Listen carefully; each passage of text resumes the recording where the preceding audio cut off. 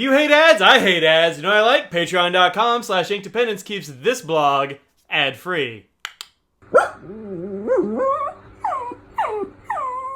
Hello folks, welcome to Inkdependence. I'm Mike, and this is Van Dieman's Tassie Season's Launceston ink. Launceston Fog, that is. And Launceston is, according to the internet, the second largest town in Tasmania. It is renowned for having very foggy winters. It's in a nice valley, and the wind dies off in the winter, and so you end up with a dense fog there, which is it's pretty fun.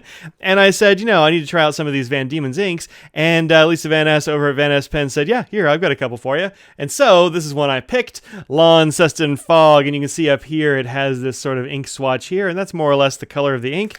Comes in a 30 ml bottle. These go for $12.95 on their site. You can't find Van Dieman's inks in very many places, but they are interesting, and I needed to get some of these in my hands. So got this Launceston Fog, and I think this is a fun little bottle. It's got like a belly on it. It's fun. All right, put it back in there.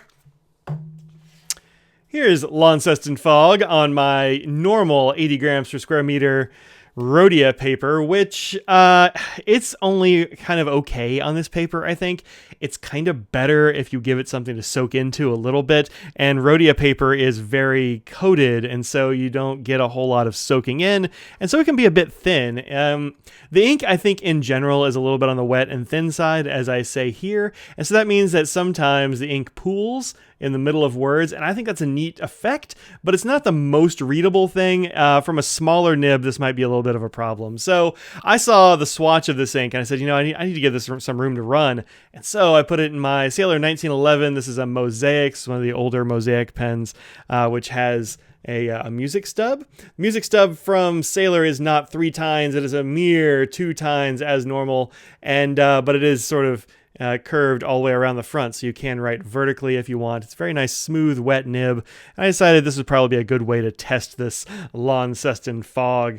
And so you can see that this is a multi-chrome ink with colors ranging from you can see blue and green in here, sort of a bronzy sort of touch in the middle, fading to a greenish gray out at the edges of swatches, and even in the writing sample. I think this is a very interesting looking ink. It's not going to be for every use or every paper. You might not want to put it on Rhodia. You might want to put it on something a little bit more absorbent. So as far as performance and such, I did get some feathering and some bleed on my 20-pound terrible office paper right here. You can see a little bit of feathering, not much though, which is pretty good from a wet nib and a thin ink. But you do see a little bit of feathering, here and there. Not much. A little bit down here as well. And you can see that you actually get that interesting ink drag effect where it's light, say, up here in the top of the D and then dark down at the bottom. You get this ink drag effect even on this terrible Staples paper.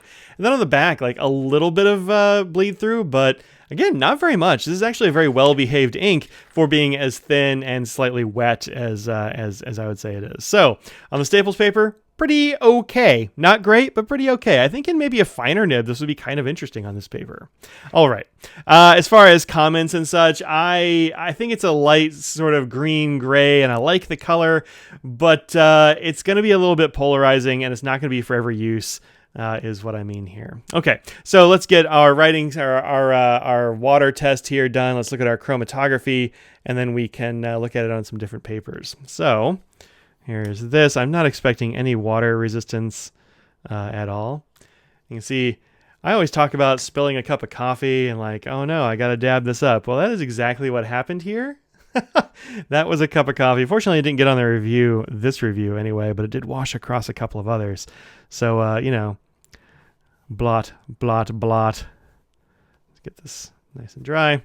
There you go. And yeah, no real water resistance at all. You could maybe make out what you wrote, but only maybe, and only parts of it. Lots of this just straight up went away and got absorbed by the paper towel, which barely seems to have picked up any color. This is a very light ink, and so it's not going to be for every use. I think this is going to be kind of an artsy ink for a lot of people, and for that use, I think it's going to be very cool. All right, let's look at it on a couple of other papers. This is Tomoe River in an ink journal, and there it is, right in the middle of the page there. And it actually looks really pretty good on Tomoe River for some reason. I'm not really sure why it looks this good. It looks better here than it did on Rhodia. I was expecting the opposite, which is kind of interesting. So you can definitely see where the ink pools as I draw these corners and drag the nib across the paper. It just leaves behind a very sort of light greenish mark, and then where it pools in lower parts or where there's just more ink, you can see it's definitely a lot darker. But an interesting ink, lots of multi-chrome ability here for this kind of murky color. And then in this one, which is my currently inked Inky Fingers book, this is wheat straw paper, and it was fine here. I think this is maybe the best it has looked, although it does get really light in some areas here too. I think that might just be a thing this ink does. So if you like that kind of look to your ink, where it's you know, I think this 1911 looks especially cool. It's like very faded out at the top and then heavy at the bottom. It's an interesting look. It's an interesting look for an ink, and it's a cool color, but like I said, probably not going to take your class notes in it or something like that. Now, here is the chromatography, which is what? That's weird, right? So this is the color that you get from the pen. This is what the chromatography looks like.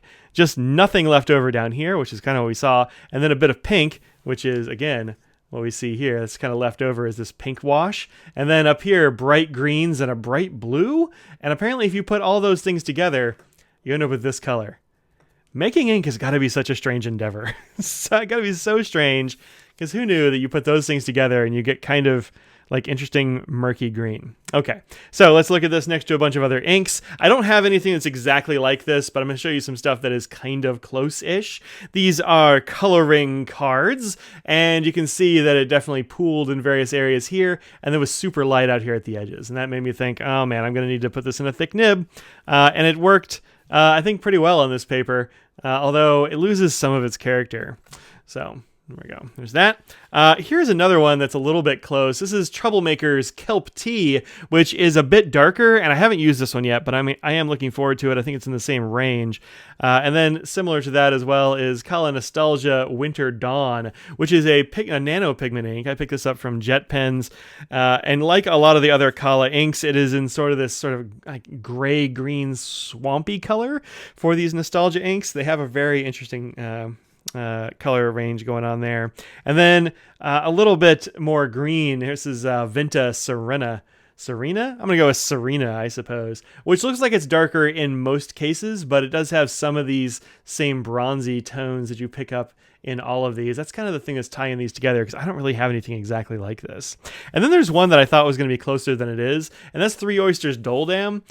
This ink is not very close at all. If you're looking for Doldam qualities, don't look at this one. It's just not that close. You see a little bit of the bronze, and some of the underlying colors of Doldam do sort of go down to this same bronzy color, but this definitely tends a lot more blue-black and gray than this one does. So, interesting stuff.